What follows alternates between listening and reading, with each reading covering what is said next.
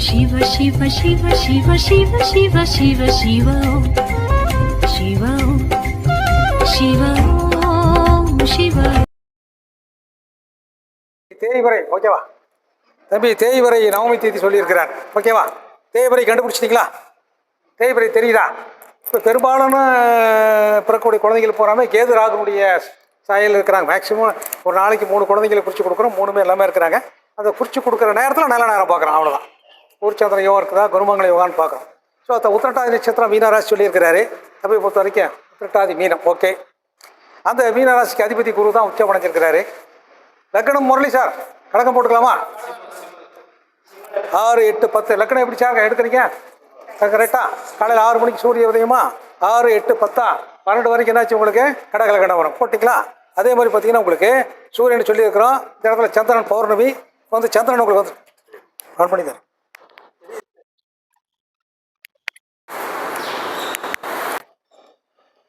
அவ்வளோதாங்க. இப்போ சந்திரனை நோக்கி நமக்கு சூரியன் நோக்கி சந்திரன் போயிட்டு இருக்கிறாரு. அதனால் தம்பி தேய்வதி சொல்லிட்டாரு. அப்போ உங்களுக்கு வந்து பார்த்தீங்கன்னா 2, 4, 6, 8 6 நாள் இருக்குது. அதனால் நவமி தேதி சொல்லிட்டார். ஓகே. இப்போ வந்து அஷ்டமி நவமி அப்படிங்கிற மாதிரிலாம் சொல்கிறாங்க. பட் அஷ்டமி நவமியில் நமக்கு ஒன்றும் பெருசாக நம்பிக்கை இல்லை. ஏன்னு கேட்டிங்கன்னாக்கா நீங்கள் அஷ்டமி தேதியிலே பிறந்தீங்கன்னா என்ன பண்ணுவீங்க? தூக்கி உள்ள வெளியே அடிச்சிடலாமா? குப்பையில் உள்ளே தள்ளி விடலாமா? வெளியே வராது, உள்ளே போகும்.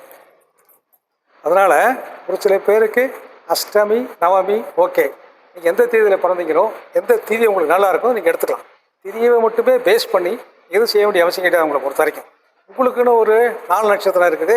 உங்களுக்கு என்றைக்கு பணம் வரும், என்றைக்கு நீங்கள் சொல்கிற வாக்கு பணிதமாகும், என்றைக்கு நீங்கள் வந்து பார்த்தீங்கன்னா ட்ராவல் பண்ணுவீங்க, என்றைக்கு நல்ல சுவையான உணவு சாப்பிடுவீங்க, என்றைக்கு விருந்தில் கலந்துவீங்க அப்படிங்கிறது உங்கள் ஜாதகத்தை பார்த்து நீங்கள் தெரிஞ்சிக்க. அடுத்தவங்களை அட்வைஸ் பண்ணுறதுக்கு முன்னாடி உங்களுக்கு பண்ணலாம். உங்களுக்கு எப்போ பணம் வரும்? நீ என்ன சொன்னாலும் சரி பணம் வரும். என்ன பிஸ்னஸ் பண்ணாலும் பணம் வரும். வேலையில் இருந்தாலும் பணம் வரும். எப்போ வரும்? உங்கள் ராசியை 2ஆம் வீட்டை அல்லது 12ஆம் வீட்டை அந்த சந்திரன் கோச்சார சந்திரன் கிராஸ் பண்ணும்போது பணம் வரும். உங்கள் லக்னத்துக்கு 5, 7, 9 சந்திரன் பிரவேசம் பண்ணும்போது பணம் வரும். இது தெரிஞ்சுக்க. அன்றைக்கி ஆஃபீஸ் விட்டு இங்கே போகாதீங்க. அன்றைக்கி நீங்கள் என்ன சொன்னாலும் சக்ஸஸ் ஆகும். உங்களுக்கு உங்கள் ராசிக்கு 8 சந்திராசிரமம் சொல்கிறோம்ல, உங்கள் ராசிக்கு 8 சந்திரன் வராரோ அன்றைக்கி வந்து உங்களுக்கு ஆகாதவர் வருவார். உங்களை போட்டு அறுவருன்னு அறுப்பார். உங்களை ஒரு வழி பண்ணிடுவார். கோவப்படாமல் பதில் சொல்லுங்கள். அவரை உட்கார வச்சு அந்த ஜாதகம் பார்க்கணும். நீங்கள் யார் உங்களுக்கு மறுப்பாளராக இருக்கிறாரோ, யார் உங்களுக்கு எதிரான கருத்துக்கள் சொல்கிறாரோ அவரை வச்சு தான் நம்ம மணிக்கணக்கில் ஜாதகம் பார்க்கணும். ஏன் மணிக்கணக்கில் ஜாதகம் பார்க்கணும்? அவருக்கு போயிட்டு அவர் 10 பேர்த்த அப்புறம் அனுப்பிச்சி வைப்பார். அடையப்பா என்கிட்டயே பொறுமையாக சொல்லிட்டாரப்பா, மற்றவங்கள்ட்ட தேவையில்லை. ஓகேவா? சரி ஓகே. இப்போ தம்பி கடகலக்கணம் சொல்லியிருக்காரு. கடகலக்கணத்துக்கு அதிபதி சந்திரன் குருவுடைய வீட்டில் இருக்காரு. குரு சந்திரன் பரிவர்த்தனையாக இருக்கிறாங்க. அப்படி தானே? கேட்டு தானே? குரு ரொம்ப பவர்ஃபுல்லாக இருக்கார். குரு உச்சமாக இருக்கிறார். இப்போ குரு இங்கே இருந்து இப்போ கும்பலக்கணம் போடுங்க. கும்பலக்கணக்காரங்க என்ன பண்ணுவாங்க? இப்போ குரு எங்கே இருக்கிறாரு? குரு உச்சம் அடைஞ்சிருக்கிறார் இல்லையா? இப்போ குரு உச்சமாக இருக்கார். குரு 7ஆம் பருவம் எங்கே பார்ப்பார், 9ஆம் பருவம் எங்கே பார்ப்பார். கும்பலக்கணக்காரங்க கும்பராசிக்காரங்க என்ன பண்ணுவாங்க சார்? வெளிநாடு போவாங்க சார். சரி, அப்புறம் கும்பலக்கணக்காரங்க கும்பராசிக்காரங்க என்ன பதில் சொல்லுவீங்க? அப்புறம் வேற என்ன பண்ணுவீங்க? 2, 12ஆம் வீட்டை குரு பார்க்குறாரு. பணம் வருது. அப்புறம் என்ன பண்ணுறீங்க? விரயம் பண்ணுறீங்களா? என்ன பண்ணுவீங்க? சொத்து வாங்குவீங்க. சொத்து கண்டிப்பாக வாங்குவீங்க. அப்போது குரு 6ல் இருந்தால், எந்த ஒரு லக்கணமாக இருந்தாலும் எந்த ஒரு ராசியாக இருந்தாலும் குரு 6க்கு போயிட்டாருன்னா அது 12, 9ஆம் பார்வையாக ராசிக்கு 2 சைடும் பார்க்குற காரணத்தினால நீங்கள் கண்டிப்பாக முக்கியமான இடம் வாங்குவீங்க, சொத்து வாங்குவீங்க. தானே வந்து சேரும். எந்த மாற்று கருத்துமே கிடையாது. ஓகேவா? சரி. இப்போ ராசிக்கு லக்னம் எங்கே இருக்குது? ராசி கடகராசி. கடகராசிக்கு லக்னம் எங்கே போட்டுக்கிறோம்? கடகலக்கணம் போட்டுக்கிறோம். அந்த ராசிக்கு திரிகோணத்தில் லக்னம் இருக்குது. லக்னத்துக்கு திரிகோணத்தில் ராசி இருக்குது. அப்படி தானே? இப்போ இவங்களுடைய குணாசி எப்படி இருக்கும்?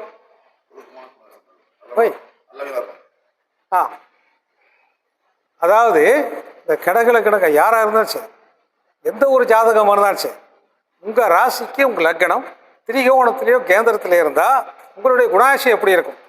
நீங்கள் எடுக்கிற முடிவுகள் எப்படி இருக்கும்? நீங்கள் போகிற பாதை எப்படி இருக்கும்? அதாவது சில பேர் சொல்கிறோம் இல்லையா, சொல் பேச்சு கேட்க மாட்டேங்கிறான், சுய புத்தி இல்லை சொல் புத்தி இல்லைன்னு சொல்கிறோம்ல. அப்போ இப்படி செய்ய மாட்டாங்க. யார் எது வேணாலும் சொல்லுங்கள், அவங்க என்ன பண்ணுவான்னு கேட்டிங்கனாக்கா அவங்க பாதையில் போயிட்டே இருப்பாங்க.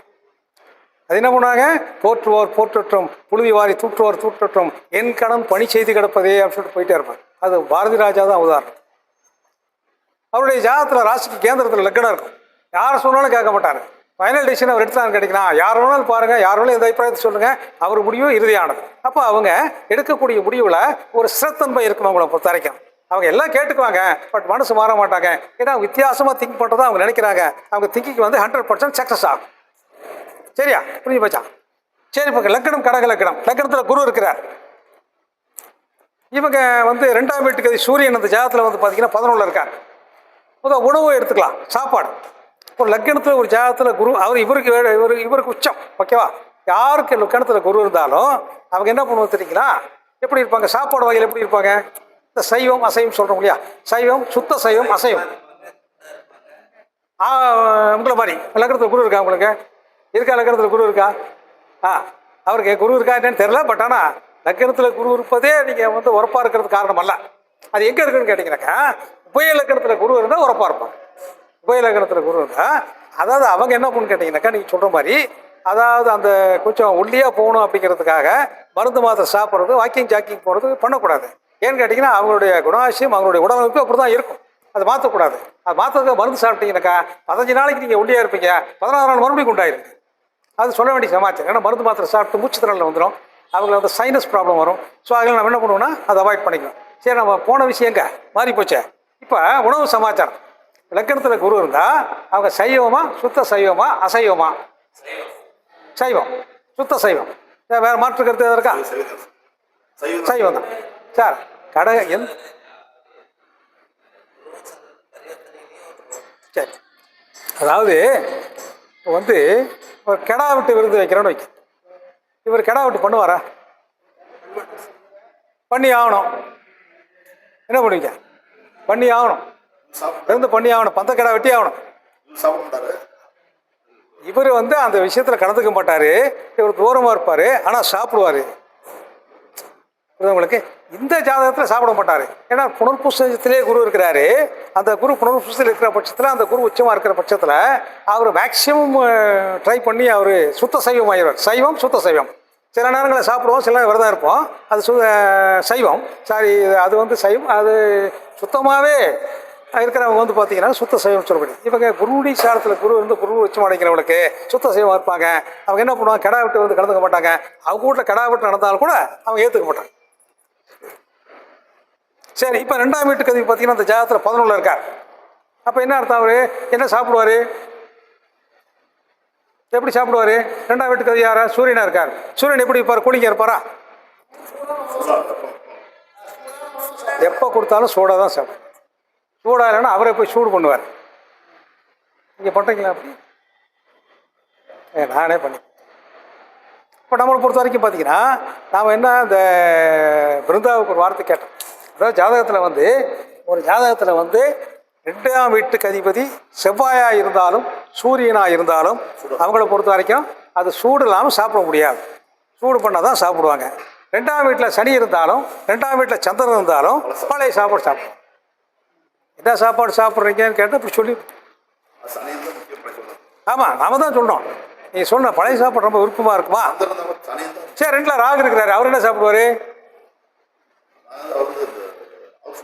சார் கொத்து பரோட்டா குருமாவும் சாப்பிடுவார் சார். என்ன சார் பிரச்சனை? ஆமாம் ஜீவா. பின்ன தம்பி, அந்த பையன் அந்த குழந்தையுடைய ஜாதகம் வருது, அவன் சரியாக சாப்பிட்றதுனாங்கிறான். ஏன் சாப்பிட்றதுன்னு கண்டுபிடிக்கணும்ல. சாப்பிட்றது இல்லைன்னா சாப்பாடு இல்லை, சாப்பாடு இல்லை அர்த்தமில்ல. அவங்க அம்மா அவனுக்கு டேஸ்டான உணவை சமைச்சு கொடுக்குறதில்ல. அவன் என்ன கேட்குறான்? அவன் கொத்து பரோட்டாவும் குருமாவும் கேட்குறான், கொடுத்தா சாப்பிடும். யார் 5 பரோட்டா சாப்பிடும்? என்ன தம்பி நான் சொல்ல கேட்டுதானே? பின்னா அதாவது என்னென்னா கார குழம்பு சொல்லணும்ல, அந்த மாதிரி சாப்பிடுவார் நான். ஓகேவா? சரி, இப்போ வந்து அடுத்தபடி அவங்கள பொறுத்த வரைக்கும் இப்போ சுக்கிரன் குரு சேர்க்கையாக இருக்கு. இப்போ குரு சூரியன் நீங்கள் ஏற்கனவே கேள்விப்பட்டிருப்பீங்க. அதுக்கு பேர் சிவராஜ யோகம்னு சொல்கிறான். குரு சூரியனை பார்த்தாலும் குருவும் சூரியனும் ஒரே டிகிரியில் தான் அதுக்கு பேர் சிவராஜ யோகங்கிறான். இப்போ அவங்களுக்கு அரச பதவி கடைசி வரைக்கும் தோல்வியதான சூழ்நிலை, தோல்வி இருந்தாலும் தோண்டு மேலே இழுத்துருக்கிற சூழ்நிலை இருக்குது. அதே மாதிரி சூரியன் சுக்கிரன் சேர்க்கை என்ன பண்ணும்? இதை வந்து எப்படி சொல்லலாம்? அசுரகுரு தேவகுரு அப்படி கொண்டு போகலாமா? சரி, அசுரகுரு என்ன பண்ணுவார்? தேவகுரு என்ன பண்ணுவார்? ஸ்லோவாக பண்ணுவார், அசுர ஸ்பீட் பண்ணுவாரா? அப்படி வச்சுக்கலாமா? சரி, ஓகே. இப்போ உங்களை பொறுத்த வரைக்கும் அந்த குரு சுக்கிர சேர்க்கை அந்த கலை சம்மந்தப்பட்ட துறையிலும் கூட, அதை எந்த விஷயத்தையும் கையாளக்கூடிய விஷயத்துலையும் கூட, அவங்க நடிப்பாகட்டும் அல்லது வீட்டில் சாப்பாடாகட்டும், அந்த ஒய்ஃபை ஹேண்டில் பண்ணுறதாகட்டும், அது எப்படி பண்ணுவார்? அப்படியே நைஸாக பண்ணுவார். நம்ம பார்த்திங்கன்னா ஒரு ஜெனட்டிக்காக ஜீனியஸாக பண்ணுவார். அவளை பொறுத்த வரைக்கும் அறிவுபூர்வமான ஆளாக இருப்பார். அவர் பிஹெச்டி பண்ணுவார். ரொம்ப சூப்பர் சமாச்சாரம் இருப்பார். எல்லா எழுத்துமே சக்தி குரு எழுத்து பார்த்துருக்கீங்க? நோட்டை வாங்கி பார்த்துருக்கீங்களா? ஏன் நோட்டை வாங்கி யாரை பார்த்துருக்கீங்களா? பார்த்துருக்கீங்களா? அவர் நோட்டை பார்த்துருப்பீங்க சார். ஏன் நோட்டை பார்த்துருக்கீங்களா? பாரியா, இவர் அப்படியே முத்தாக எழுதுறாரு, பொறுமையாக எழுதுவார். ரொம்ப பர்ஃபெக்டாக, ரொம்ப சூப்பராக, பார்க்குறதுக்கு சின்ன பிள்ளைங்க எழுதுகிற மாதிரி. பயங்கர ஆச்சரியம். அது சில மறைமுகமான விஷயம் கூட தெளிவாக எழுதி போடுறாரு. அதான் பிரச்சனை அவருக்கு. அவர் கரெக்டாக அந்த 2வது பக்கம் நட்சத்திர பாசத்துக்கு பின்னாடி காலி இடம் இருக்கான், அதில் ரொம்ப தெளிவாக எழுதி போடுறாரு. இதையா நீ சொல்லிவிடுவ, வேறு ஜாதகம் முடிஞ்சு போச்சுக்கிற மாதிரி நோட்டுக்கு. இப்போ ஏன் ஜாதகத்தை எடுத்திங்கன்னா, என் நோட்டை எடுத்திங்கன்னா யாரும் படிக்கவே முடியாது சார். ஒரு தடவை எங்கள் பாப்பாவுக்கு கட்டுரை எழுதி கொடுத்தேன். இதான் பாப்பா கட்டுரை, இங்கிலீஷில் எழுதி கொடுத்தேன். அது மிஸ்ஸுக்கிட்ட கொண்டு போய் தலைகளை வச்சு படிக்குது அந்தம்மா. எங்கள் பாப்பாவுக்கும் புரியல, அந்த மிஸ்ஸுக்கும் புரியல. இது என்ன தமிழ் எழுதிருக்காரு சார்? தமிழில் தான் எழுது, இங்கிலீஷில் எழுதுது. அதுவே படிக்க முடியல. ஏன்னா என்னுடைய எழுத்து அந்த மாதிரி இருக்குது. அது எழுத்தில் நேர்மை, கொஞ்சம் அதில் எழுத்தில் நேர்மை இருந்தாலும் அந்த எழுத்து ஸ்பீடாக போயிடுது.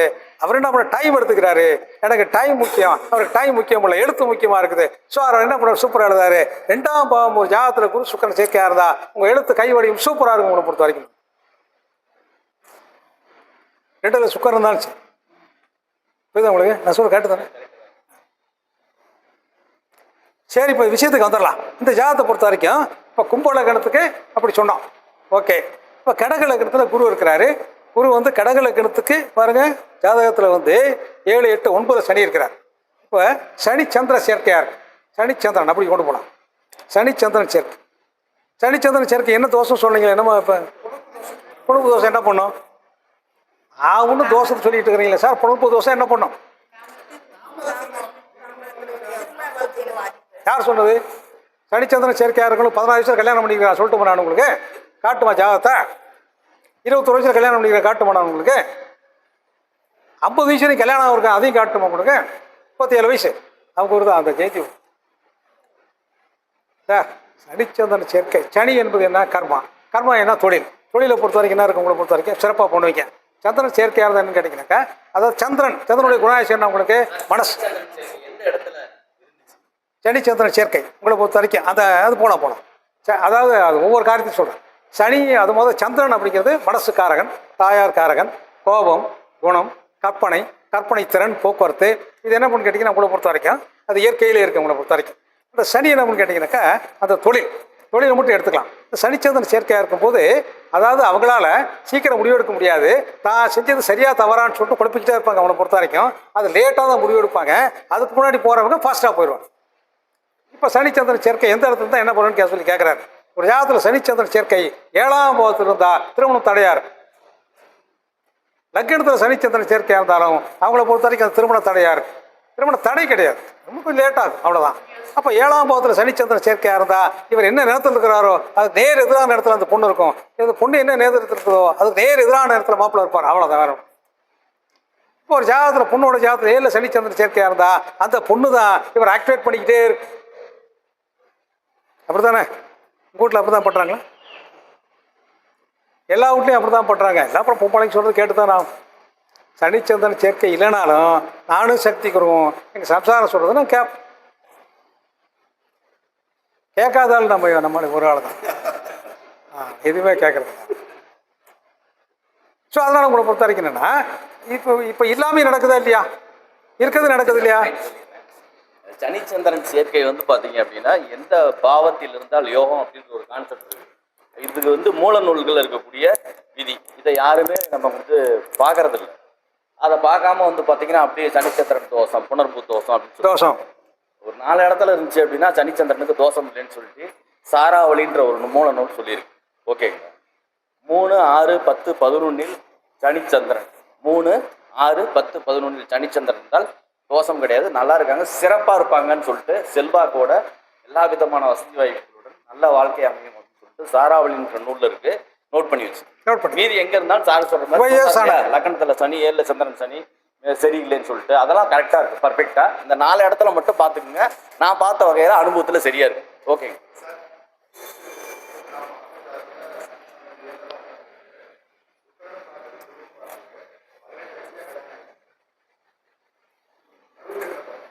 சனியே சுக்கிரன் குரு பார்வை இருக்கா? சரி சரி.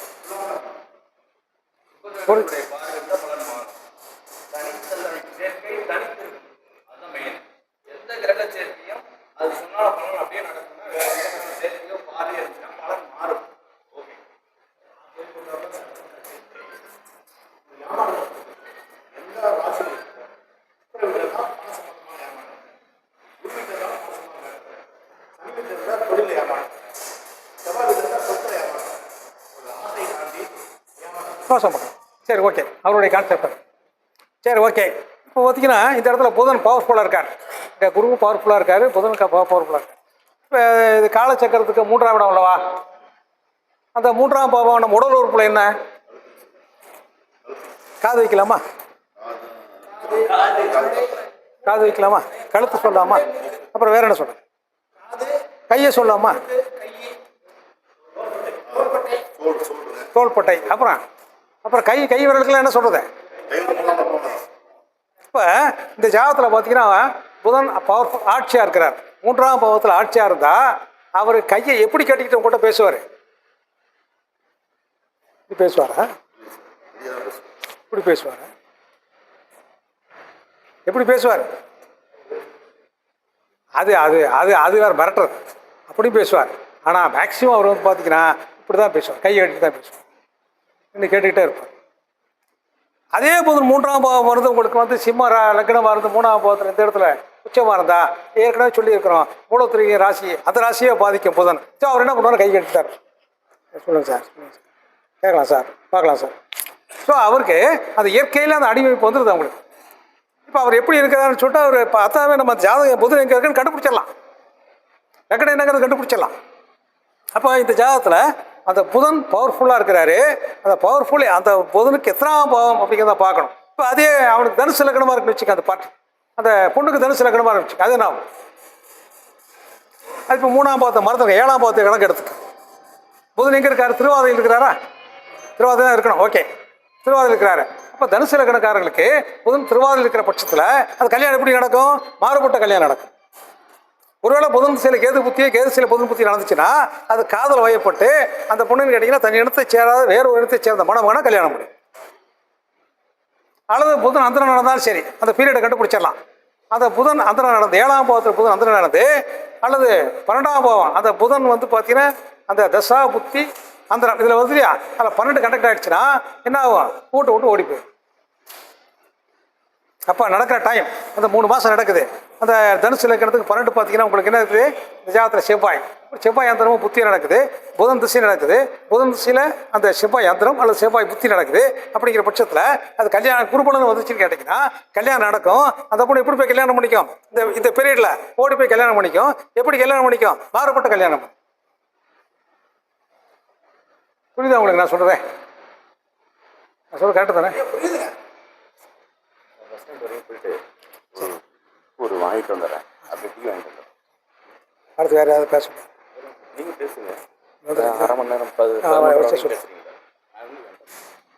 சரி வரிசையாக போனால் சார். இப்போ வந்து இப்போ ஜாதகத்தில் மேஷ லக்னத்தில் செவ்வாய் வேறு இருக்கிறார், அவர் வேறு பவர்ஃபுல்லாக இருக்கிறார். இப்போ மேஷ லக்னமாக இருந்துச்சுன்னா அந்த மேஷ லக்னத்திலே செவ்வாய் இருக்கிற காரணத்தினால அவருடைய குணாசி எப்படி இருக்கும்? கோபமாக இருக்கும். ஆமாம், ரொம்ப ரஃப் அண்ட் டஃப்பாக பேசுவார். அவர் வந்து பார்த்தீங்கன்னா ரொம்ப கோபமாக இருக்கும். அவர் எடுத்துட முடியுதா சரின்னு கடைசி வரைக்கும் ஓரியாடுவார், பிரச்சனை பண்ணுவார். செவ்வாய் திசையோ செவ்வாய் புத்தியோ நடந்து கேட்டிங்கனாக்கா அப்புறம் அந்த இது என்ன சொல் ப்ரெஷர், பிளட் ப்ரெஷர், பிபி அவருக்கு என்ன பண்ணும்? அதிகமாகும். அப்போ என்ன பேசும் போதெல்லாமே பிபி அதிகம். அவர் பேசும்போது இப்படி தான் பேசுவார். இவங்ககிட்ட பேசும்போது எனக்கு பிபி அதிகமாகிடுச்சு பாரு. பிபி இருக்காது அவர் வார்த்தை எப்படி பேசுவார்? எனக்கு இவன்கிட்ட பேச பிபி அதிகமாகிடுச்சு. பிபிங்கிறது பிளட் ப்ரெஷர், ஓகே, அதிகமாகிடுச்சு அப்படிம்பாரு. அது அவங்களுக்கு நிச்சயமாக என்னன்னு கேட்டிங்கன்னா செவ்வாய் இலக்கணத்திலேருந்து அந்த பிளட் ப்ரெஷர் மூலியமாக அவங்களுக்கு பல்லு வந்து சீக்கிரம் இள வயசுலேயே என்னன்னு கேட்டிங்கன்னாக்கா பல்லெல்லாம் ஆட ஆரம்பிச்சிடும். அல்லது பல்லு வைத்தியம் பார்க்க வேண்டியதாக இருக்கும், அவங்களுக்கு ட்ரீட்மெண்ட் எடுக்க வேண்டியதாக இருக்கும். இது அவங்களுக்கு இப்போ இந்த செவ்வாய் இந்த ஜாதகத்தில் இந்த செவ்வாய் அதாவது மேஷ இலக்கணக்காரங்களுக்கு இந்த குரு வந்து சந்திரன் சனியா உத்திரட்டாதி சொல்லியிருக்காரு. சனி சந்திரன் சேர்க்கை என்ன பண்ணும், மேஷ இலக்கணக்காரங்களுக்கு இந்த சனி சந்திரன் என்ன பண்ணும் அப்படின்னு சொல்லி பார்க்கலாம். இந்த மேஷ இலக்கணத்தை பொறுத்த வரைக்கும் எதுவுமே சிறுத்தன்மை உள்ளாங்கன்னு சொல்லிட்டோம். இவருக்கு சனி வந்து அதை பாதி யோகாதிபதி பாதி பாதகாதிபதி இல்லையா. அவர் என்ன பண்ணுவார் கேட்டிங்கன்னா, தொழிலை கரெக்டாக 12 வருஷத்துக்கு ஒரு முறை மாற்றிக்கிட்டே இருப்பார். ஹலோ,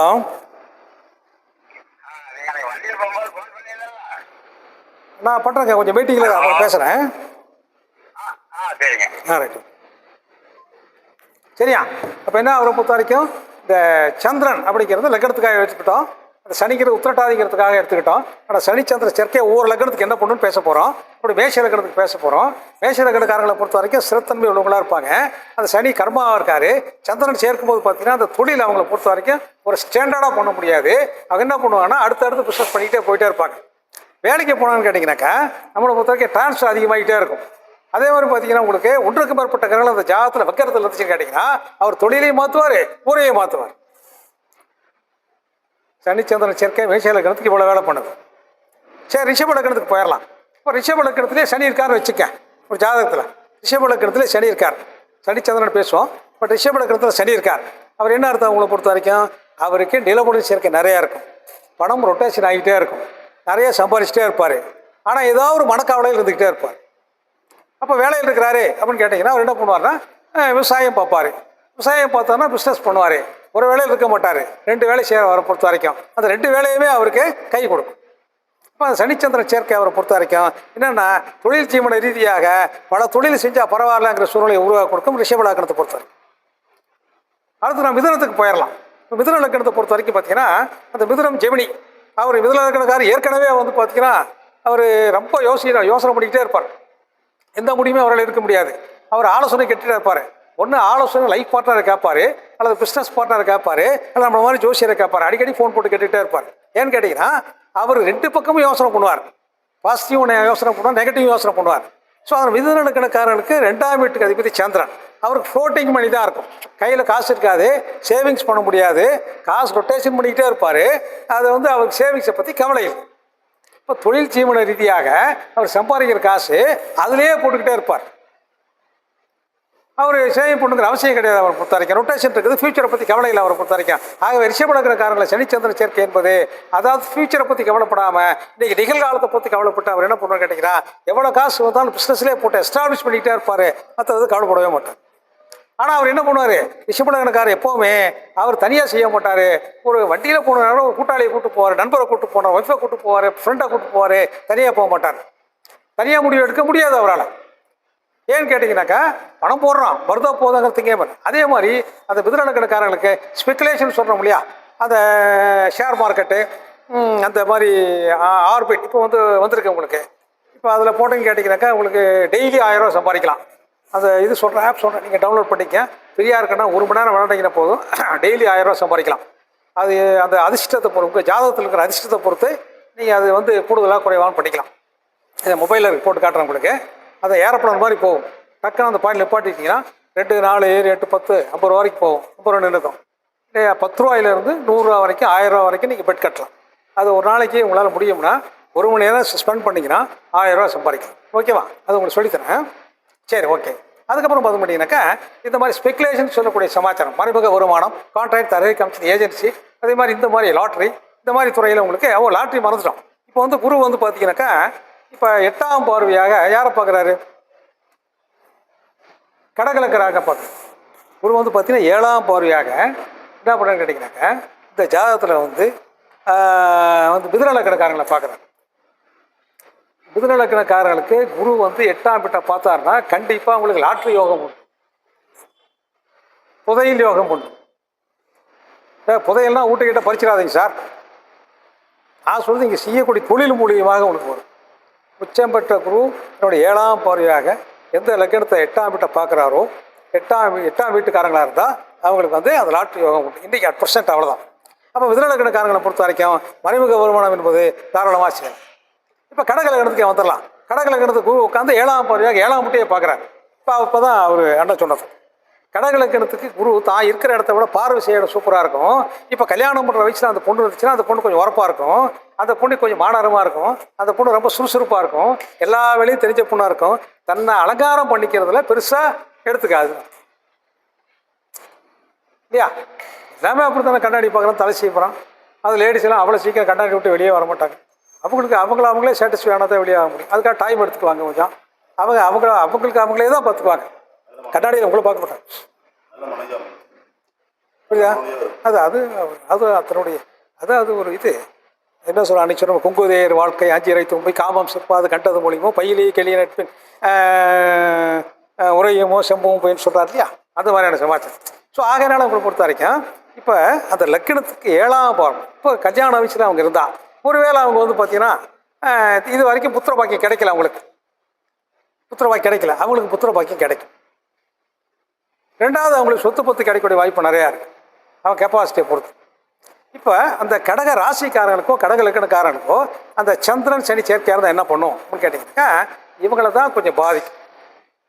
ஏன்னா லக்னாதிபதி சந்திரன் அல்லவா, சனி சந்திரன் சேர்க்கையாக இருக்கிற பட்சத்தில் அவங்க என்னன்னு கேட்டிங்கனாக்கா கொஞ்சம் இம்மாரல் ஆக்டிவிட்டீஸில் இறங்குவாங்க. ஐயா வணக்கம். இம்மாரல் ஆக்டிவிட்டீஸ் இறங்குவாங்க. அதனால் கெட்ட போய் பேர் வரதுக்கு வாய்ப்பு இருக்குது. அதனால் கடகராசிக்காரர்களுக்கு சனிச்சந்திரன் சேர்க்கையாக இருந்தால் அவங்களுக்கு தான் திருமணம் தாமதம் வரும். திருமணம் செஞ்சீங்கன்னா இருதார தோஷம் ஏற்படும் அவங்களுக்கு. இருதாரதம் 3 தாரம் கூட வரலாம் அவங்களுக்கு. தன்னை விட வயது அதிகமாக பொண்ணும் அல்லது ஏற்கனவே கல்யாணம் ஆகி குழந்தையோடு இருக்கிற பொண்ணும் அவருக்கு அமையும். அது ஆண் பெண் அப்படிங்கிற வித்தியாசம் இல்லை ஜாதகத்துக்கு, 2 பேருக்குமே அமையலாம். பால் வித்தியாசம் இதில் கிடையாது, நோ செக்ஸுவாலிட்டி. சரி, அப்போ சிம்மத்துக்கு போயிடலாம். இப்போ சிம்மத்தை பொறுத்த வரைக்கும் பார்த்தீங்கன்னா அந்த ஜாதகத்தில் சூரியன் இப்போ என்ன சொல்கிறாங்க, பொருத்தம் பார்க்குற அன்றைக்கி இந்த சிம்ம ராசிக்காரங்களுக்கு மகர ராசிக்காரங்கள் அது கும்ப ராசிக்காரங்களை நினைக்க வேண்டாம் அப்படின்னு எழுதிக்கிறாங்க. ஏன்னா அந்த சூரியன் சரி சேர்க்கையாக இருக்கிற பட்சத்தில் உங்களை பொறுத்த வரைக்கும் அந்த மன வாழ்க்கையை பாதிக்கும், சரியாக ஒத்து போக மாட்டாங்க அப்படிங்கிறாங்க. அப்போ அதுக்காக தான் அந்த சிம்மத்துக்கு 7ஐயும் சனி கொடுத்துருக்குறான், 6ஐயும் சனி கொடுத்துருக்கான் இல்லையா? 6 7ஆம் வீட்டுக்கு சனி சிம்மத்தை பொறுத்த வரைக்கும். அப்போ என்ன கேட்டிங்கன்னா ஏருக்கு நேராக சேர்க்காம சமசப்தம ராசியாக கணக்கெடுத்துக்காம 6 8ஆக சேர்க்கணும். அதான் சக்ஸஸ் நம்மளை பொருத்தம் பார்க்குறீங்க இல்லையா? பொருத்தம் பார்க்குறீங்க. சிம்ம ராசி வருது, மக நட்சத்திரம் வருது, யாகத்தில் திருவோண நட்சத்திரம் வருது. திருவோண நட்சத்திரம் மகர ராசிக்கு பொருத்தலாமா வேண்டாமா அப்படின்னு கேட்டிங்கன்னா நீங்கள் வந்து அந்த சதயத்தை திருவோணத்துக்கு சதயம் பொருத்த மகத்துக்கு சதயம் பொருத்தக்கூடாது, திருவோணம் பொருத்தலாம், தப்பு கிடையாது. நல்லா இருக்கல, கொஞ்சம் மறைஞ்சு கொடுக்கணும் 6 8 12. அப்போ இவங்களை பொறுத்த வரைக்கும் சிம்மத்துக்கு அந்த சந்திரசனி சேர்க்கை என்பது அவ்வளோ சிறப்பானது அல்ல மேட்ரு. அடுத்து கன்னிக்கு போயிடலாம். கன்னியை பொறுத்த வரைக்கும் பார்த்தீங்கன்னா உங்களை பொறுத்த வரைக்கும் கன்னி வீட்டுக்கு அதிபதி புதன். நம்ம அடிக்கடி சொல்கிற மாதிரி ஒரு ஜாதகத்தில் புதன் அந்த கன்னியில் இருந்தால் அந்த புதன் பாவம் பாதிக்கும். புதன்கிறது கல்வியில் உங்களுக்கு தடையை கொடுக்கும், எந்த லக்கணமாக இருந்தாலும் சரி. புதன்கிறது மன வாழ்க்கை கொஞ்சம் பாதிக்கும். ஏன்னா மூலத்திரிக்கிற ராசி புதனுக்கு புதனே தான். ஸோ அந்த புதன் வீடு கண்டிப்பாக பாதிக்கும் உங்களை பொறுத்த வரைக்கும். ஒருவேளை துலா லக்கணமாக இருந்தால் அந்த கல்வியில் தடையை ஏற்பட்டு வித்தைக்கு போயிடுவாங்க. வித்தைக்கு தான் ஜோதிட வித்தை தான். புரியுது உங்களுக்கு? ஒருவேளை மேஷில் இது மிதுன லக்கணக்காரங்களாக இருந்தால் அவங்கள பொறுத்த வரைக்கும் தாயாருக்கு அவங்களுக்கு கருத்து வேறுபாடு ஏற்படும். தனுசு லக்கணக்காரங்களாக இருந்தால் தொழில் வந்து ஸ்டாண்டர்டாக பண்ண முடியாது, அவங்க மாறிட்டே இருப்பாங்க, கஷ்டத்தை கொடுத்துட்டே இருக்கும். அவங்க பங்குதார மூலியமாக தான் செய்யும், தனிப்பட்ட முறையில் செய்யக்கூடாது. சார் பேசுறதே தான் திரும்ப பேசுகிறான், ஆனால் வேறு கோணத்தில் பேசுகிறான், கவனிச்சிக்கலாம். சினிமா எடுக்கிற மாதிரி தான், ஒரே விஷயம் தானே பேசுகிறோம், வேற ஒரு கோணத்தில் பேசுகிறோம். என்ன காரணம் கேட்டிங்கன்னா ஒரே ஜாதகம் இன்றைக்கி எடுத்தீங்கன்னா ஒரே ஜாதகம் தான் வரும். ஆனால் அந்த 5 ஜாதகங்களுக்கும் வெவ்வேறு பலன்கள் இருக்கும். ஜாதகம் பார்க்குறோன்னு வச்சுக்கோங்க, பார்த்தோம்னா ஒரே மாதிரி தானே இருக்குது, ஆனால் வெவ்வேறு பலன் இருக்கும். 12 கட்டங்களுக்கு 12 விஷயங்களை சொல்லிட்டிங்கன்னா ஓகே, முடிஞ்சு போச்சு. அப்போ கன்னி லக்கணக்காரங்களை பொறுத்த வரைக்கும், கன்னி ராசிகளை பொறுத்த வரைக்கும் லக்கணத்தில் புதன் இருப்பது அவ்வளோ சிறப்பல்ல. அவங்கள பொறுத்த வரைக்கும் சந்திரசேனி சேர்க்கை எதுவும் பண்ணாது. அவங்கள பொறுத்த வரைக்கும் அது நிச்சயமாக லாபத்தை கொடுக்கும், ஒன்றுக்கு மேற்பட்ட கட்டணங்களை கொடுக்கும், ஒன்றுக்கு மேற்பட்ட நிலையங்களை கொடுக்கும். அதே மாதிரி அவங்கள பொறுத்த வரைக்கும் 10ஆம் வீட்டுக்கு அது புதனுடைய வீடாக இருக்கிற காரணத்தால் தொழில் ஜீவனம் மிக சிறப்பாக இருக்கும். வெளிநாட்டில் போய் பண்ணலாம், எக்ஸ்போர்ட் பண்ணலாம், இம்போர்ட் பண்ணலாம், என்ன வேணாலும் பண்ணலாம். அவங்களுக்கு சந்திரசேனி சேர்க்கை 10 11ஆம் வீட்டுக்கு அதிகாரியாக இருக்கிற காரணத்தினால அவங்க பெட்ரோல் பம்ப் வச்சாங்கன்னா ரொம்ப யோகமாக இருக்கும், நிறைய அவங்களுக்கு ஆதாயம் கிடைக்கும். கேட்டா நான் சொல்றது புரிஞ்சிச்சா? கரெக்டாக புரியுதா? நான் சொல்றது சரிதானே? சரி, அதுக்கப்புறம் பார்த்தீங்கன்னாக்கா துலா லக்னத்துக்கு போயிடலாம். இப்போ துலா லக்னத்தை பொறுத்த வரைக்கும் தொழில் ஜீவனாதிபதி சந்திரன் இல்லையா? 4ஆம் வீட்டுக்கு அதிபதி சனி, 5ஆம் வீட்டுக்கு சனி இருக்கார். இப்போ துலா லக்னத்தை பொறுத்த வரைக்கும் அந்த சந்திரன் இந்த ஜாதகத்தில் சனியோடு சேர்ந்துருந்தா என்ன பண்ணும்? அந்த சந்திரன் உங்களுக்கு சேர்ந்துருக்கா? ரைட்டு. அந்த சந்திரன் ராகுவோட சேர்ந்தா என்ன ஆகும்? அது எங்கே இருந்தாலும் சரி, 10லே இருந்தாலும் சரி அல்லது 9 இருந்தாலும் சரி, 9 இருந்தால் ரொம்ப சூப்பர் உங்களை பொறுத்த வரைக்கும். இப்போ சந்திர சனி சேர்க்கையாக இருக்குது. இப்போ அந்த செவ்வாய் எதாக இருக்காங்க, செவ்வாய் எங்கே இருக்குது உங்களுக்கு? உங்கள் ஜாதகத்தில் துலா லக்னத்துக்கு செவ்வாய் எங்கே இருக்குது? 2ஆம் வீட்டுக்கு அதிபதி செவ்வாய் எங்கே இருக்கார் உங்கள் ஜாதகத்தில்? 7ல் இருக்கார் செவ்வாய். சரி, இப்போ ஜாதகத்தில் என்ன சொல்லணும்னு கேட்டிங்கன்னா, அவருக்கு துலா லக்னத்துக்கு 2 7ஆம் வீட்டுக்கு அதிபதி செவ்வாய் 7ஆம் பாவத்தில் இருக்கிறாரு. அவருக்கு சந்திரன் வந்து சனியோட சேர்த்துக்கார் ஜாதகத்தில். அவர் வாஸ்து நிபுணராக இருக்கிறார். கேட்டு தானே? வாஸ்து நிபுணர் தானே நீங்கள்? பின்ன அப்போ என்ன பண்ணுறாங்க? அவரை பொறுத்த வரைக்கும் கட்டிட சம்மந்தமான மராமத்து பண்ணுறது, கட்டிட சம்மந்த வேலையை பார்க்கறது, கட்டிட சம்மந்த கான்ட்ராக்ட் எடுத்து செய்கிறது அவரை பொறுத்த வரைக்கும். அல்லது கலவை, அதை மையாகிறது, அதாவது பார்த்தீங்கன்னா தண்ணி, ஜல்லி, கல், மணல் கொட்டுறது, அதே மாதிரி ஆயில், குரூடாயில், எண்ணெய் போக்குவரத்துலாம் செய்கிறது, எக்ஸ்போர்ட் இம்போர்ட் பண்ணுறதுலேயும் வருது. அது சந்திரன் ராகுவோட சேர்ந்தா அல்லது சந்திரன் சனியோட சேர்ந்தா அந்த தொழில் உருவாக்கிட்டே போயிட்டு இருக்கணும். பொறுத்த வரைக்கும் குறைக்கவே முடியாது. உடம்பு பிடிக்க போய் உடம்பு உங்களை பிடிச்ச கதை. மருந்து வரலாம், ராகு இருந்தால் மருந்து வரும், அல்லது உங்களுக்கு சந்திரன் திருவாதிரையில் இருந்தால் மருந்து வரும், சுவாதியில் இருந்தால் மருந்து வரும், சாதியில் தான் மருந்து வரும். இல்லை மருந்து ஏன் போகிறீங்க? மந்திரவாதியாக கூட ஆகலாம். நீங்கள் மந்திரவாதியாக நீங்கள் தான் பாடம் போட்டிங்கன்னா சக்ஸஸ் முடிஞ்சு போச்சு. உங்களுக்கு தெரிஞ்சது சொல்லி பாடம் போடுங்க. இவர்கிட்ட கேட்டுங்க, சுக்லாமிரதம், வைஷ்ணவம், சதுபூஜம், பிரசாந்த தேகம் இவர்கிட்ட கேட்டுங்க, சொல்லுவார். இப்படிதான் உங்களுக்கு. ஸோ அதனால் உங்களை பொறுத்த வரைக்கும் இப்போ ஜாதகத்தில் வந்து அவர் மந்திரவாதி, அவ்வளோ அப்படி வச்சுக்கலாம். நான் மந்திரவாதிக்கே காணமே. சந்திரன் ராகு, சுக்கிரன் ராகுலாம் சேர்ந்துருக்கு சார் நம்ம சக்திவேல் ஜாதகத்தில். நிஜமானுமே மந்திரவாதி அவர். அப்புறம் வேலாயுதம் அடிக்கடி இந்த இது கொண்டு கொடுப்பார் சும்மா. அவருக்கு சக்ஸஸ் ஆகுது. சரி, ஓகே. அதுக்கப்புறம் பார்க்க முடியும்னாக்கா, இந்த துலா லக்னக்காரங்களை பொறுத்த வரைக்கும் 4ஆம் வீட்டுக்கு சரியாக இருக்கார் ஜாதகம். இப்போ 4ஆம் வீட்டுக்கு அதிபதி சனி 4ஆம் பாவத்தில் இருந்து ஒருவேளை இப்போ குரு பார்வை எதுன்னு கேட்டிங்கன்னா, அவர் வீடு கட்டுவாங்க, வீடு கட்டி கொடுப்பாங்க. சரி, 4ஆம் பாவத்தில் சனி இருக்கார், எப்படி புது வீடு கட்டலாமா? பழசு. அப்போ என்ன அர்த்தம்? அவர் கட்டின வீடு தான் வாங்கணும். இப்போ அவருக்கு என்ன இருக்குன்னு கடகால் போட்டு கட்டுங்க, அசியாரம் கட்டுங்கன்னு போட்டால் அவங்க அம்மா இருந்துச்சுன்னா அவங்க அம்மா பாதிப்பாங்க. அம்மா இல்லைன்னா பிரச்சனை இல்லை, பிடிச்சிக்க பண்ண முடியாது. அதனால் நீ கட்டின வீடு தான் வாங்கணும். கட்டாத வீடு கடகால் போட்டு கட்டிங்கன்னா அது பிடிச்சிக்க ஆகாது, உயிர் சேதம் ஏற்படும். அதுவும் சனி திருவோணத்தில் தானே வச்சுக்க, அவ்வளோதான் காலி முடியும். வீட்டில் இருந்தால் பரவாயில்ல. அப்போ குரு பார்வை துலா லக்னக்காரர்களுக்கு சொத்து சம்பாதிக்கிற யோகத்தை கொடுக்கும். அதே மாதிரி கும்ப லக்னக்காரர்களுக்கு நிலமுடன் சேர்க்கை வாங்கி கொடுக்கும். இந்த விவசாய நிலமும் வாங்கலாம், பழைய நிலமும் வாங்கலாம். சின்னதாக நம்ம பெருசாக இல்லாமல் சின்னதாகும். இப்போ இந்த துலா லக்னக்காரங்க 4ல் சனி இருக்கிற பட்சத்தில் அவங்களுக்கு வாஸ்து செல்லாது. வாஸ்து பார்க்க தேவை. அடுத்து விருச்சிகத்துக்கு போயிடலாம். இப்போ விருச்சிகத்தை பொறுத்த வரைக்கும் பார்த்தீங்கன்னா, இந்த ஜாதகத்தில் பாருங்க, ஜாதகத்தில் 7, 8, 9 பாகிஸ்தானாதிபதி சந்திரனாக இருக்கார். விருச்சிகத்துக்கு 4ஆம் வீட்டுக்கு சனியாக இருக்கார். சனி சந்திரன் சேர்க்கையாக இருக்கு. அப்போ சந்திரன் அந்த ஜாதகத்தில் விருச்சிக ராசியில் நீச்சமாகிறார், அனுஷம் இல்லையா? அப்போ என்ன அவருக்கு பாகிஸ்தானாதிபதி சந்திரன் நீச்சமாகிறார். ஒன்று, அவருக்கு ஜாதகத்தில் சனி கர்மா. இவங்களை பொறுத்த வரைக்கும் விருச்சிக ராசிங்கிறது ஜலராசியாக இருக்கிற பட்சத்தில், விருச்சிக ராசியாக இருக்க கடல் ராசியாக இருக்கிற பட்சத்தில் அவங்க மேக்ஸிமம் வெளிநாடு போட்டால் தப்பிச்சிக்கலாம், அவ்வளோ ஸ்டாண்டர்ட் ஜாப் கிடச்சிட்டா தப்பிச்சிக்கலாம். இல்லைன்னா தொழிலுங்கிறது அவ்வளோ சரியாக செய்ய முடியாது, கஷ்டமாக இருக்கும், ஏற்றம் இருக்கிறதுக்கிட்டே இருக்குது. சந்திரன் சனி சேர்க்கையாக இருக்க பட்சத்தில் அந்த சனி என்னன்னு கேட்டிங்கனாக்கா, அதாவது அதை போட்டு குழப்பிக்கிட்டே பிஸ்னஸ் பண்ணிக்கிட்டே இருப்பாங்க. பண்ணலாம். அவங்கள பொறுத்த வரைக்கும் விருச்சிக ராசிக்காரங்களுக்கு காலையில் ஒன்று சொல்லுவாங்க, சாயங்காலம் ஒன்று சொல்லுவாங்க, வெளியில் போனதுக்கப்புறம் ஒளி சொல்லுவாங்க, வாசப்படிக்குள்ளன்னு சொல்லுவாங்க. அதனால் அவங்கள்ட்ட சிரமம் எழுதி வாங்கிட்டு தான் வேலை பார்க்கணும், சிரமம் எழுதி வாங்கிட்டு தான் அவங்களுக்கு தொழில் கொடுக்கணும், கன்ஃபார்ம். இப்போ தனுசு வந்துட்டார். தனுசுக்கு வந்து பார்த்தீங்கன்னா அஷ்டமாதிபதி சந்திரனாக இருக்கார் ஜாதகம். இப்போ வந்து மிதுன ராசிக்காரங்க இருக்கிறாங்க. மிதுன ராசி, மிதுன லக்னம் நீங்கள் இருக்கிறீங்க. உங்களுக்கு சந்திராஷ்டமம் வேலை செய்யுமா? சந்திராஷ்டமம் சொல்கிறோம்ல, சந்திராஷ்டம்னா என்ன? உங்கள் ராசிக்கு 8ல் சந்திரன் வந்தால் சந்திராஷ்டம். சரி, சந்திராஷ்டம் என்ன பண்ணும்? ஓய், மனக்குழப்பத்தை ஏற்படுத்தி கொடுக்கும். அப்புறம் சரி, ஓகே, சரி. மிதுன ராசிக்காரங்களுக்கு என்ன பண்ணும்? மிதுன ராசிக்கு 8ல் சந்திராஷ்டம் வராரு. அந்த சந்திரன் அங்கேருந்து என்ன பண்ணுறாரு பாருங்க, மிதுன ராசி சந்திரன் இங்கே வர்றாரு, திருவோண நட்சத்திரம் போன வாரம். அந்த சந்திரன் என்ன பண்ணுறாரு? 2ஆம் வீட்டை பார்க்குறாரா? என்ன பண்ணுவார்?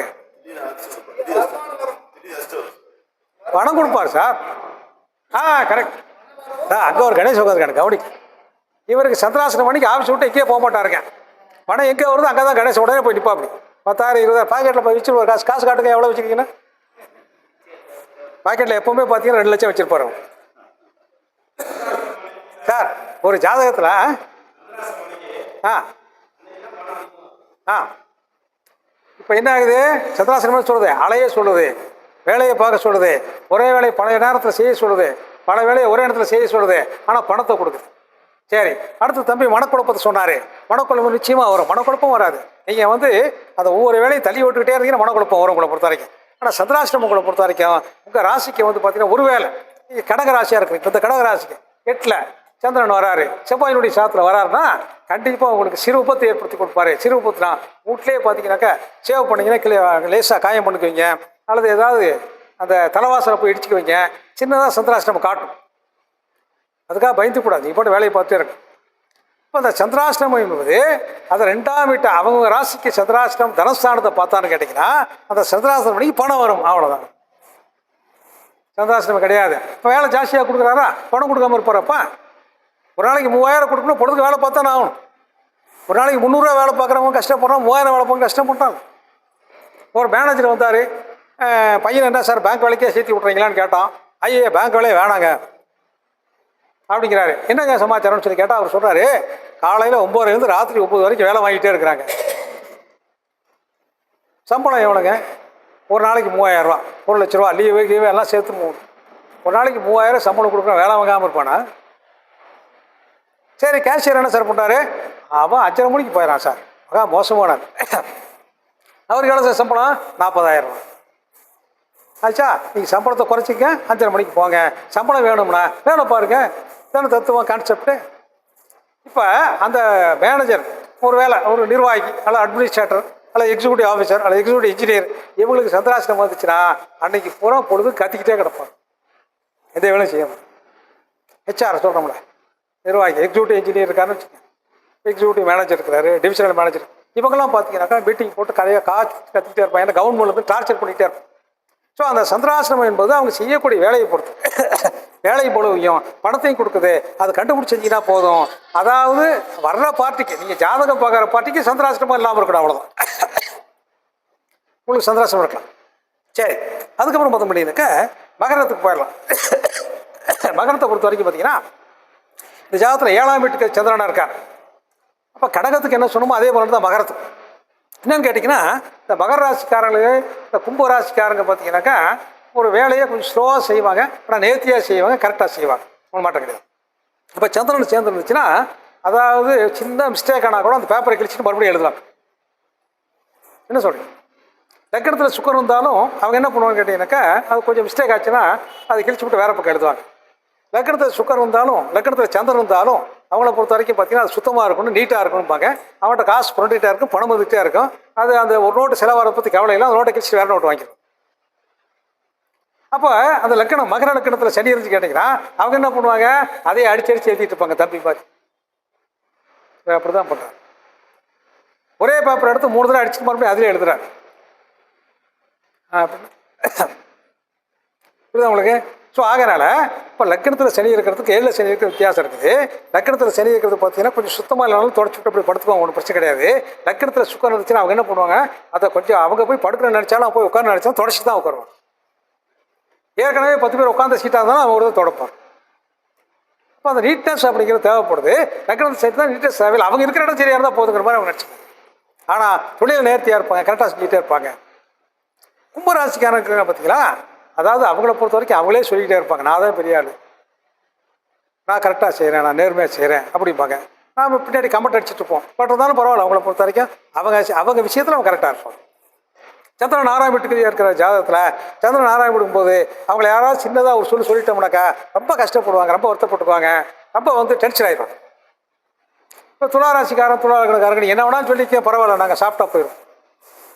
அப்படி தான் சண்டைக்கு போவீங்களா? சண்டைக்கு போய் என்ன பண்ண போகிறோம்? பிரயோஜனம்.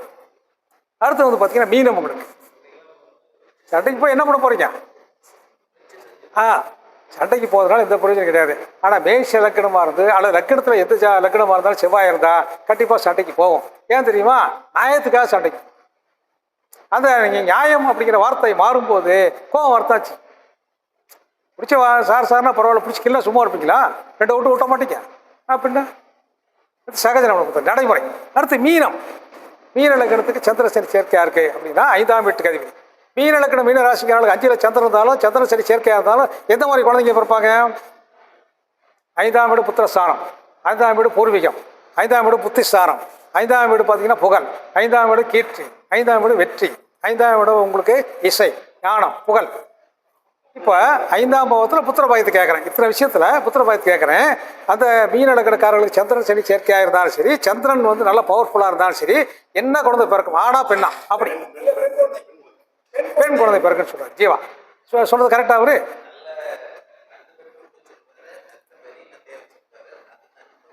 சரி, ஓகே. ஒருவேளை ஆண் குழந்தை இருக்குன்னு என்ன அர்த்தம்? ஆண் குழந்தை இருக்குன்னு என்ன அர்த்தம்?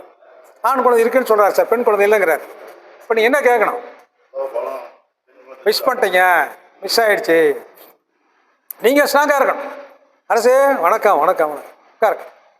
இப்போ என்ன பண்ணுவோம்? நீங்கள் ஜோதி எடுத்தால் என்ன பண்ணுவோம்? ஜோதிடத்தில் ஸ்ட்ராங்காக இருக்கணும். ஜோதிடம் போய்க்காது. உங்களுடைய பார்வையில் கோளாறு இருக்கலாம். நீங்கள் என்ன ஸ்ட்ராங்காக இருக்கணும். பெண் குழந்தை தாயா உன்னை விட்டுட்ட, மிஸ் ஆகிடுச்சு. மிஸ் பண்ணியா இல்லையா? ஆமாம், அடுத்த கட்டத்துக்கு போயிடலாம்.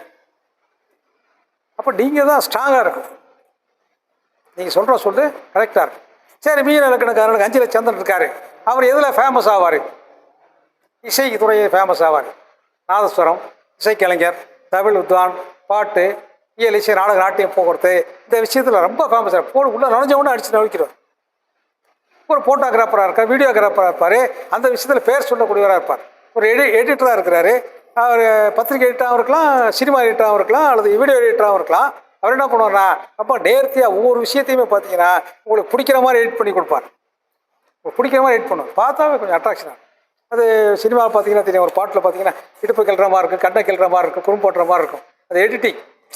அதை டக்குன்னு ஒரு சத்தம் வருது இல்லையா, அந்த சத்தத்துக்காக அவர் என்ன பண்ணுவார்னா அது மாதிரி பண்ணுவார். அப்போ அவங்களுக்கு அது நேர்த்தியாக இருக்கும். அந்த துறையில் அவர் ஃபேமஸ் ஆவார். அவர் கைட் பண்ண வேண்டியது என்னென்னா இந்த மாதிரி இயல், இசை, நாடாடியதுக்கு போங்கன்னு சொல்லு. ரைட்டா? முடிச்சிடுமா எல்லாமே? பேசுறதுக்கு போயாச்சு, எல்லாம் போயாச்சு. ஸோ அதனால் உங்களை பொறுத்த வரைக்கும் நினப்பு வச்சுக்க, சந்திர சனி சேர்க்கை என்பது பாதத்தை ஏற்படுத்தாது, நல்லது தான் மேக்ஸிமம் செய்யும். உங்களை பொறுத்த வரைக்கும் சந்திர சனி சேர்க்கை எந்த தொழில் செஞ்சாலும் உங்களுக்கு ஸ்லோவாக பண்ணுவார், நேர்த்தியாக பண்ண வைப்பார். சந்திர சனி சேர்க்கை உங்களுக்கு ஆயுள் தீர்க்கத்தை கொடுக்கும். அதே மாதிரி தாயாருக்கு உடல் ஆரோக்கியத்தை கொடுக்கும். சந்திர சனி சேர்க்கை பூமி, விவசாயம், நிலம், போக்குவரத்து வச்சுருக்கவங்களுக்கு சிறப்பாக இருக்கணும். மாடு கண்டு வச்சுருக்கவங்களுக்கு நல்லா இருக்கும், ஈல்டு கொடுக்கும். அதனால் சந்திர சனி சேர்க்கை புனப்பு தோஷம் சொல்லி ஒதுக்கிடக்கூடாது. நீங்கள் நெகட்டிவ் சொல்லக்கூடாது, பாசிட்டிவ் மட்டும் தான் சொல்லணும். ஓகே தானே? ரைட், நன்றி நன்றி, வாழ்த்துக்கலாம்.